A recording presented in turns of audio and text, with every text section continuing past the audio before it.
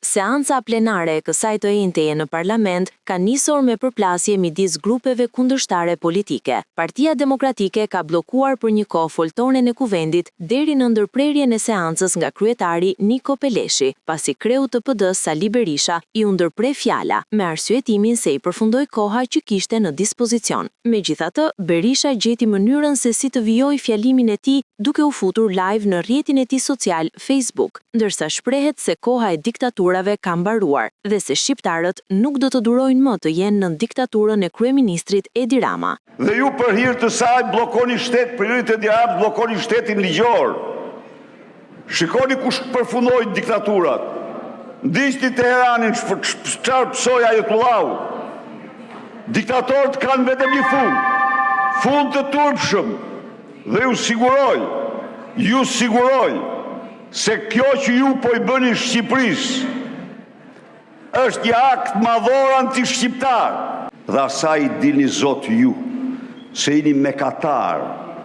I dilni zot, nuk them se secili prej jush është mekatar, po ju udhhiqi nga bandit, nga kriminal. Lubia është një çështje ndërkombëtare. Absolutisht është një çështje ndërkombëtare. Ndërkohë që pas ndërprerjes prej disa minutash, Berisha u rikthye sërish në foltore, duke akuzuar socialistët se nuk votojnë rezolutën për gjenocidin serb në Kosovë. Së dyti, nderuam dhe bëhet shumë mirë që nderuam sot legjendën e guximit shqiptar Adem Jasharin, kulmin e heroizmit, po ulni kokën se nuk pranoni genocidin serb në Kosovë. Uleni kokën sot. Janë vetëm familjen Jashar, janë 56 burra, gra dhe fëmijë. Uleni kokën se nuk votoni genocidin serb.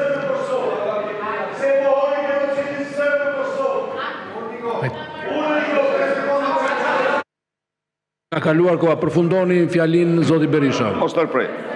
Uleni kokën se nuk pranoni genocidin serb në Kosovë. Çfarë jeni ju?